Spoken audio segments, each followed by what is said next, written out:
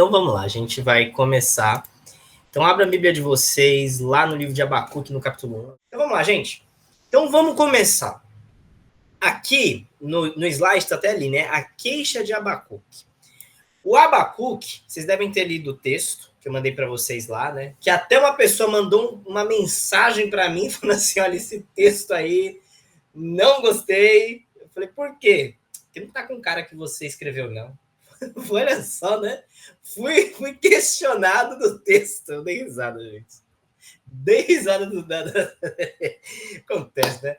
Mas enfim, amém. O Abacuque, ele é um homem que está em crise, tanto com Deus e com as pessoas. E aí, gente, o Abacuque, ele não está sozinho. Porque a crise dele, as perguntas deles, né? A pergunta dele é a mesma que entra no coração de homens e de mulheres em todo o mundo. Qual que é o grande ponto aqui, o Abacuque? O Abacuque, ele é gente como a gente. A dor dele é a mesma dor que a gente sente. Perceba, né? O Abacuque, por mais que seja um profeta, assim, que não seja lá aqueles profeta conhecido, né? Ele é um profeta muito necessário, porque ele ainda hoje, a pregação de Abacuque, ela fala hoje nos tempos modernos. A mensagem de Abacuque está nas ruas, está lá nas salas das universidades, está lá nos tribunais de justiça, né? Que a gente está vendo muito essa questão de justiça e tudo mais. Tem que tomar cuidado agora, né? Porque vai para o YouTube, eu tenho que tomar cuidado com o que eu for falar aqui, né? Mas, enfim.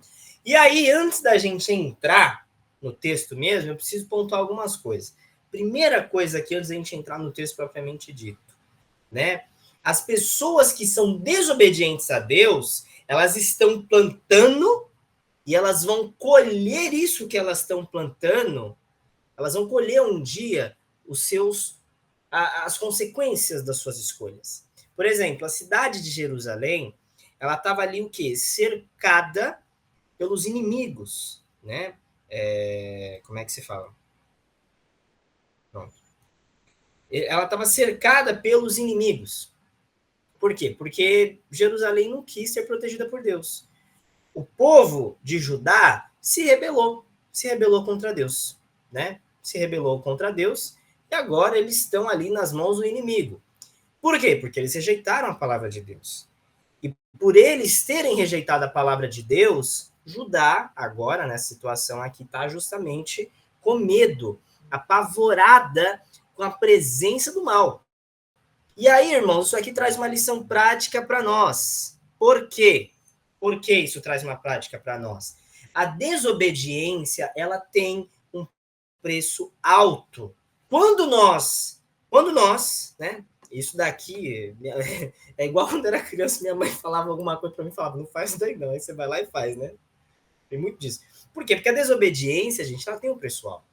Então, aqueles que desobedecem a Deus, eles vão sofrer as suas consequências, as suas amargas consequências, certo? Então, o rei Josias, desde que ele morreu, o sucessor dele, o Jeoaquim, ele estava conduzindo a nação de Judá cada vez para mais perto do desastre. E aí, agora aqui falando no contexto do texto, não estou fugindo do texto, né? Mas aqui falando de forma geral, isso daqui é um reflexo, gente, do colapso moral de Judá. Justamente por conta que os reis eram rebeldes. Eles eram injustos, né? Os reis não queriam ouvir a voz de Deus. Não queriam. Eles queriam só mensagem que agradava o coração. E aí a chegada do invasor não foi só um fenômeno político, mas foi uma ação da mão soberana de Deus. Não foram os caldeus que vieram contra Jerusalém, foi Deus quem trouxe os caldeus contra Jerusalém. É interessante isso. Não é interessante? Por quê? Porque assim como os judeus eles pecaram por violência e injustiça, eles também foram punidos por injustiça e violência. Lá em Jeremias 22, vai falar um pouco sobre o reinado de Jeoaquim. E o reinado desse cara foi marcado por injustiça, por traição, por derramamento de sangue. Por isso que Deus enviou os caldeus para lidar com ele. Da mesma forma que ele estava lidando com os outros. Ou seja, a consequência daquilo que ele plantou. Constantemente Deus está falando isso com a gente, né? Um outro ponto importante aqui, uma outra lição para a gente entender, é o quê? A soberania de Deus na história nem sempre é compreendida, mesmo pelos homens mais santos. Porque assim, quando a gente vai ler aqui Abacuque, né, a gente percebe que a leitura que o Abacuque estava fazendo ali da corrupção interna de Judá e do ataque externo da Babilônia a Judá, deixavam ele em crise. Por quê? A forma como Deus ele estava agindo não estava se encaixando dentro da teologia e nem com a lógica do Abacuque. Então, a crise do Abacuque não foi só um drama do coração dele. Outros profetas também sentiram essa dor. E aliás, né, essa tensão ela continua ainda hoje entrando no nosso coração. E aí a gente vai perceber isso daqui. O Abacuque, volto a dizer, né, ele é um homem inspirado por Deus, ele é um homem usado por Deus, ele é chamado por Deus. E o livro dele é um fardo, vamos assim dizer, entendam bem isso aí que eu estou falando, que ele recebeu da parte de Deus. E diferente dos outros profetas que trouxeram a mensagem de Deus para o povo, Abacuque, ele começa a palavra dele falando com Deus. Ele começa trazendo duas perguntas, que é interessante. Ele faz duas perguntas para Deus e Deus vai lá e responde. E aqui, Abacuque, nessa profecia, ele é conhecido pelo nome dele, que é o quê? Abraço. Pela função dele, ele recebe essa profecia e ele vai lá. E aí o Abacuque aqui, gente, ele tá, assim como nessa imagem que o Jefferson colocou, perfeita, tá assim, tá... Meu Deus, o que tá acontecendo? Ele tá alarmado, ele tá perplexo. E aí a gente vai perceber aqui agora. Vamos entender, ó. Versículo 1. Advertência revelada ao profeta Abacuque. Olha só, o livro de Abacuque, ele começa falando isso, advertência revelada pelo profeta Abacuque, né? E aí a palavra hebraica utilizada aqui para traduzir advertência, ou dependendo da tradução, sentença, gente, massá, né? Ela significa fardo. Significa o quê? Peso. Significa algo pesado, né? Algo que não é fácil de carregar. Então, o que isso aqui quer dizer? Não é uma mensagem agradável. Não é uma mensagem, olha, gostosa aos ouvidos, não.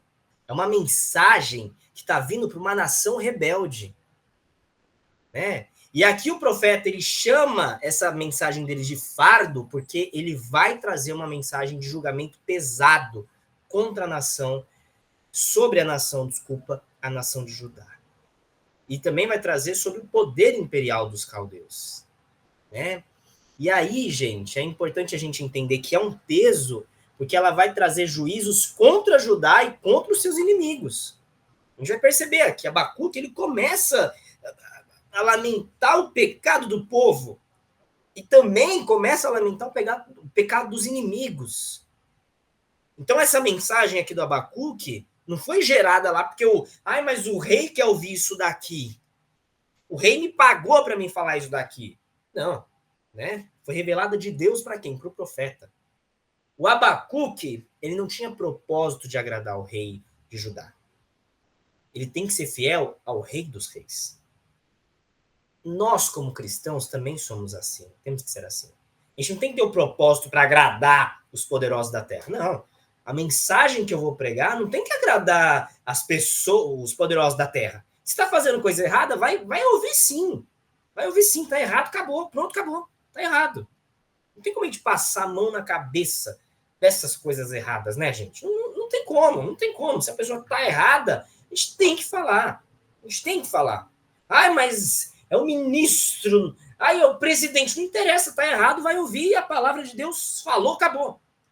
A gente não tem que ser fiel, né? A gente não tem que agradar o rei de Judá, ou, parafraseando hoje, né? A gente não tem que agradar o presidente da república, a gente tem que ser fiel ao rei dos reis. A gente não tá aqui para pregar, para, olha, eu quero ser aplaudido, não. A gente está aqui para levar as pessoas a se arrependerem dos seus pecados. E o Abacuque era assim, ele não pregava para, nossa, eu quero ser aplaudido pelo rei de Judá, não. Ele pregava, né, para quê? Para que as pessoas entendessem a consequência dos pecados delas. Então, essa advertência, ela foi revelada, não foi o Abacuque que produziu. Ele não criou a mensagem, ele ouviu o que Deus falou e ele está levando o que Deus falou para o povo. Né? Ele está se levantando como servo do Senhor para falar. E essa sentença aqui, essa advertência, não foi dada por um falso profeta, foi dada por um profeta de Deus. Porque Deus, ele fala por meio dos seus servos. Deus fala por meio dos seus profetas. Aliás, né, gente, os profetas no Antigo Testamento, eles não eram figuras populares, igual hoje em dia. Por quê? Porque os profetas, eles não se deixavam dobrar pelo dinheiro. E principalmente, eles não se intimidavam pela perseguição. Se o rei falasse, se você falar isso daí, você vai morrer, o profeta não estava nem aí, ele falava mesmo. Ele falava mesmo. Ele poderia ser perseguido, mas ele falava. Por exemplo, Jeremias, ele é contemporâneo de Abacuque. Ele foi preso. Ele foi preso por causa da mensagem dele. E o Jeremias parou de pregar? Não. Não. Aliás, né? Antes mesmo de Jeremias, teve Isaías. Isaías, ele foi cerrado ao meio, por conta da mensagem dele. Olha só. Versículo 2. Até quando, Senhor, clamarei por socorro sem que tu ouças? Até quando gritarei a ti violência sem que traga salvação? Aqui, gente, é a gente. Aqui somos nós. Quantas vezes a gente não se sente assim como Abacuque? Porque aqui a dor de Abacuque é de não ter as orações dele o que respondidas. Até hoje a gente fala isso, né? Aliás, em Apocalipse a gente estudou isso, né? Até quando, Senhor? Perceba, Abacuque, ele não está apático. Ele não está apático, não. Ele está vendo a situação ali de Judá. Ele está vendo ali como é que eu vou dizer? A imoralidade da nação. E ele fala, Senhor, até quando? Né? Até quando? Ele ergue a voz dele para falar, meu Deus, até quando, Senhor? Mas perceba, ele é zeloso, ele respeita Deus. Aqui, ó, entenda o seguinte, Abacuque não está fazendo uma queixa pessoal. Ele não está fazendo uma queixa pessoal. Ele está só, como é que eu vou dizer? Trazendo o desejo e o anseio daqueles que eram fiéis a Deus naquela nação. E aí aqui a oração de Abacuque traz algumas coisas importantes para nós. Por quê? A oração do Abacuque foi o fruto de uma reação ao que estava acontecendo ali com o povo. Olha o versículo 3. Por que me fazes ver a injustiça e contemplar a maldade? A destruição e a violência estão diante de mim. Há luta e conflito por todo lado. Por isso a lei se enfraquece e a justiça nunca prevalece. Os ímpios prejudicam os justos e assim a justiça é pervertida. Gente, isso aqui é o Brasil. Isso aqui que eu acabei de ler é o Brasil. Porque Abacuque, ele não está passivo. Ele não está olhando a situação e está falando assim, ai, nossa, tá tudo bem. Não. Ele não está passivo quando ele vê a maldade, né, ali na nação de Israel. O Abacuque, ele não está se contentando só em ser um pregador. Ele precisa ser um intercessor. Isso aqui é importante para nós, viu, irmãos? Não adianta só a gente, né? Aqui vai uma lição muito importante para nós. Não adianta só a gente falar, a gente tem que interceder. A gente tem que orar. A gente não pode olhar, por exemplo, para a situação que está o Brasil e falar, tá tudo bem. Não, não, não, não, não. Não, a gente tem que orar pelo Brasil. Como que a gente olha para a situação que está o nosso país e a gente acha que está tudo bem, irmãos? A gente tem que orar. A gente tem que orar, irmãos. Né? A gente tem que orar. Então, assim, é importante a gente entender isso daqui, né? Porque, perceba, Abacuque ele vai trazer uma mensagem para o povo, mas ele também vai orar. Ele vai levantar a voz dele para conversar com Deus. É o nosso papel. É o nosso papel. Perceba, né? Abacuque ele tá que nem a gente, ele tá confuso. A gente pode até dizer que Abacuque como é que se fala? Que o Abacuque, ele tá o quê? Ele tá ansioso, ele tá preocupado. E com certeza, gente. Porque olha o que ele fala aqui, né? O mundo tava em confusão. A violência tava correndo solto. Gente, literalmente é a situação do nosso país. Tudo isso acontecendo e Deus não estava tomando uma certa providência, vamos assim dizer. E aliás, né, pior que tudo isso, era a própria terra do Abacuque, Judá. E Judá estava sem lei, estava cheia de tirania.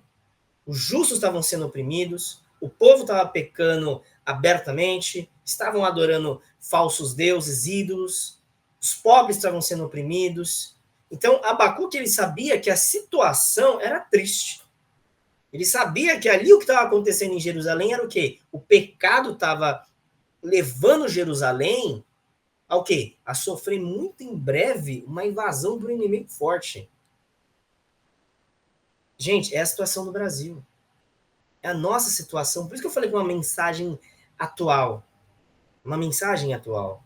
Aí o versículo 2 fala o quê, né? Até quando, Senhor, clamarei por socorro sem que tu ouças? Até quando gritarei a ti violência sem que te traga salvação? Isso aqui, gente, é uma oração de emergência.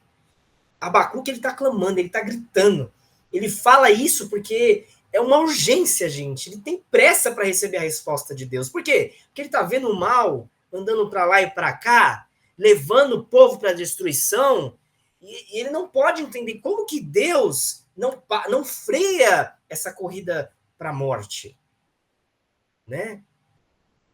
Gente, é nós também. Enquanto tem muitas pessoas, desculpem a expressão, tolas, sem sabedoria, que aplaudem tudo que está acontecendo, Abacuque aqui, por exemplo, ele está orando pedindo a Deus que Deus ele agisse, ele tomasse uma providência quanto à violência, quanto à injustiça. Mas aí parece que Deus não está ouvindo. Perceba aqui, né? Ele fala, até quando, Senhor? Até quando, Senhor? Clamarei. Ele fala, clamarei. Clamar, gente, é pedir socorro. É socorro.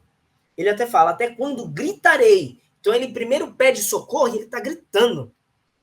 Abacuque aqui, ele está desesperado. Então quando Abacuque ele ora aqui sobre a perversidade na nação, ele está ficando cada vez mais ansioso, cada vez mais aflito. E aí ele está perguntando o quê? Nossa, mas por que o Senhor está tão indiferente? Era o que ele estava pensando, né? E aí, gente, né, a compreensão teológica de Abacuque, né, a compreensão que ele entendia de Deus era o quê? Que Deus é alguém justo, e como Deus é alguém justo e reto, isso não estava dentro dos padrões de Deus. Aliás, gente, ainda hoje, nós também temos esse entendimento quando a gente olha para o sofrimento de uma pessoa que é justa. Por exemplo, eu falo vocês, eu fico muito perplexo com a arrogância das pessoas más. Eu fico perplexo. A gente vê, por exemplo, aí, né, gente, arrogância, vocês sabem bem de quem que eu tô falando, de pessoas que se acham poderosas, né? E se percebe, a gente até pode falar, meu Deus, mas e agora? E aí a oração aqui do Abacuque, ela entra em algo que a gente conhece bem, o silêncio de Deus. Porque ele fala o quê, né? Até quando, Senhor, clamarei por socorro sem que tu ouças? Gente, isso aqui é uma oração de uma pessoa, como é que se fala? De uma pessoa que ela tá desesperada. E aqui, né, quando ele fala, né, sem que tu ouças, esse tu ouças, né, é como, quer ver, ó, sem que tu ouças, clamaria por socorro sem que tu ouças, em algumas traduções diz o quê, né, e tu não me escutarás, né, e se não escutarás, ou tu ouças, enfim, é quase equivalente a não ajudar. E aí você percebe, né, que a conduta das pessoas que estavam fazendo maldade aqui continuou por um bom tempo. Sem que Deus agisse, né? Sem que Deus agisse. Né? Agisse o quê? Para dar um ponto final. E aí, isso parece uma coisa difícil para a gente conciliar com a santidade de Deus. E aí, qual que é o ponto aqui, gente? O problema do Abacuque, assim como o nosso, era o silêncio de Deus. Parecia que Deus ele estava distante. Parecia que Deus estava desinteressado. Por quê? Porque Abacuque está vendo a nação dele, igual tá naquela foto, né? Pegando fogo, sendo destruída. E aí, na teoria, o quê, né? Deus, que é o Senhor dos Senhores, ele deveria se preocupar com o que está acontecendo. Porque ele é santo. E aí, em meio a tudo isso que está acontecendo, a toda essa situação, violência, o profeta aqui, ele falava que Deus não estava ouvindo ele, né? Era como se, com certeza, nós também somos assim como Abacuque. Parece que a nossa oração, gente, não passa do teto, né? É como se o ouvido de Deus, ele ficasse fechado. Por exemplo, o clamor de Abacuque e para o nosso clamor também. Às vezes, irmãos, eu acho que o que mais dói para nós é o silêncio de Deus, né? Muitas vezes o silêncio de Deus, ele é mais doloroso do que as circunstâncias à nossa volta. A gente conhece uma pessoa que passou por uma situação assim, né? Jó. Jó, ele era um homem temente a Deus, ele era um homem íntegro, ele era um homem justo, ele não fazia maldade. Só que a gente sabe, né? Veio uma batalha ali sobre a vida de Jó. Ele perdeu tudo. Perdeu seus bens, perdeu a esposa, perdeu os filhos, perdeu a saúde, perdeu assim o apoio dos amigos. Ele estava lá no fundo do poço. E é bem interessante, né? Ele, em toda essa dor, ele perguntou para Deus: meu Deus, por quê? Por que eu estou sofrendo? Por que a minha dor não passa, né? Sabe? E aí, qual que foi a resposta de Deus para Jó? Silêncio. Deus ficou em silêncio, né? E assim, irmãos, né?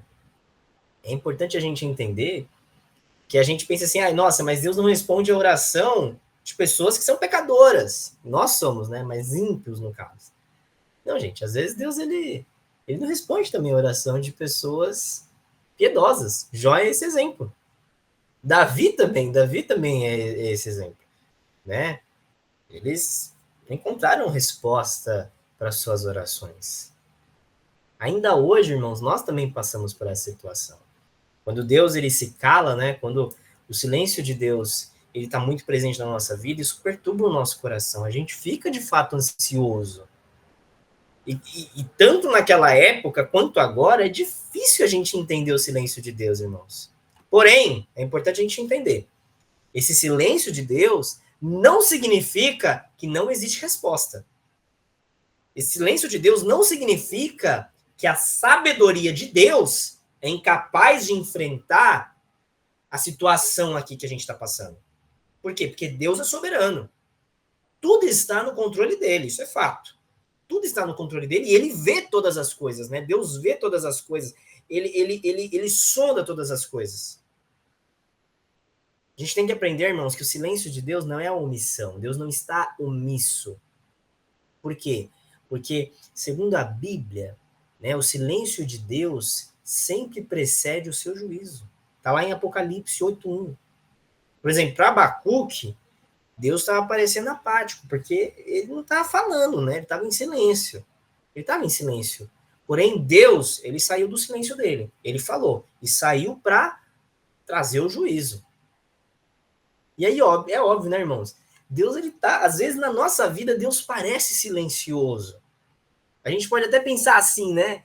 Nossa, mas será que Deus não está ouvindo minha oração? Né? Sim, irmãos, Deus está em silêncio. Por exemplo, a gente está vendo toda essa situação. Ah, mas por que Deus está em silêncio? Porque o juízo vem aí. E aí percebe, né? Abacuque fala, até quando gritarei a ti violência? Violência. Violência sem que traga salvação.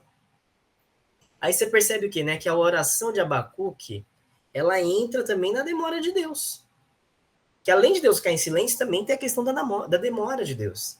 Assim como Jó, Abacuque é sincero. Deus gosta de oração assim, gente, de oração sincera. Que ele pergunta para Deus. Ele faz essa pergunta para Deus. Ele pergunta. Né? Porque o entendimento teológico do Abacuque sobre Deus é que tudo isso aqui que está acontecendo não corresponde com o Senhor. Né? É um ponto importante. Nós também fazemos isso, irmãos. E aí a gente precisa entender, né? Que, por exemplo, aqui com o Abacuque, a demora de Deus em responder a oração dele aflige mais o profeta do que o avanço do mal ali entre a nação dele. Irmãos, não é fácil a gente lidar com a demora de Deus. Não é fácil. Ainda hoje não é fácil a gente lidar com a demora de Deus. A demora, né? Por exemplo, Marta e Maria enviaram uma mensagem. A gente sabe desse texto, né? Mas Marta e Maria enviaram uma mensagem para Jesus, falando: olha, Lázaro está doente. É interessante se a gente for parar para pensar, né, que Jesus em vez de ele ir imediatamente em direção ao Lázaro, lá em Betânia, o texto lá, vocês podem até falar, né? Fala que Jesus demorou 2 dias para sair dali onde ele estava. É interessante. Ai, por que Jesus fez isso? Não sei. Ele sabe. Ai, mas Jesus deveria ter ido na hora. O Lázaro estava doente. Ele é Jesus. E aí, quando Jesus chega lá em Betânia, o que acontece? Lázaro está morto. Já está sepultado há 4 dias. Então, imagina só como estava o cheiro ali do corpo de Lázaro. Estava morto há 4 dias. E aí é interessante ali no texto, né? É interessante que a Marta, sempre Marta, né? Marta, aquela mulher bem, né?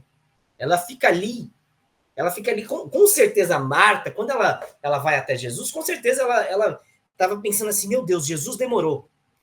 E aí ela chega até Jesus e ela abre o coração dela. Ela fala, Senhor, se o Senhor estivesse aqui, Lázaro não teria morrido. E ainda hoje, irmãos, isso acontece conosco, irmãos. Ainda hoje, com certeza alguns aqui já fizeram essa oração para Deus, falando, Senhor, até quando? Eu já fiz essa oração, você com certeza já fez, olhando para alguma situação difícil na sua vida, falando, meu Deus, até quando? Isso acontece, a demora de Deus. Aí vem o versículo 3, né? Por que me fazes ver a injustiça e contemplar a maldade? A destruição e a violência estão diante de mim. A luta, conflito por todo lado. Gente, Abacuque, ele está sentindo aqui que Deus, né? Ele está, vamos assim dizer, inativo. Quando se trata, por exemplo, né, como é que se fala? De retardar a resposta da oração dele, mas ele está, como é que fala? Ele está ativo, né, em mostrar a opressão do seu povo. Então, por isso que ele fala aqui nesse versículo 3. E aí percebam, né, gente? Não tem uma resposta de Deus. Não tem uma resposta de Deus para o ouvido aqui do Abacuque. É só um problema. Então, Abacuque, ele estava vendo a nação dele, estava na própria sepultura. Ele estava vendo o povo dele, assim, gente, preso na violência, na injustiça, na corrupção, né? Ele está olhando e está fazendo... Até parece que Abacuque está falando aqui do Brasil, como eu falei para vocês, né? Ele tá olhando para a situação e ele olha ali para a situação, é algo assustador, gente. É algo assustador, gente. A violência ali que ele vê é uma coisa assim triste, né? É triste. O que Abacuque está vendo é maldade. E o que ele ouve, né? Não é, como é que se fala, qualquer coisa, né? É o clamor do povo, o que ele está ouvindo é o clamor do povo, né? Aí é que agora, irmãos, a gente vai entender um ponto importante, porque aqui Abacuque ele está falando, assim, de uma sociedade doente, Perceba, irmãos, porque uma sociedade que está doente, ela é cheia de quê? De violência. Por isso que o texto fala aqui, né? Até quando gritarei a ti? Violência. Violência.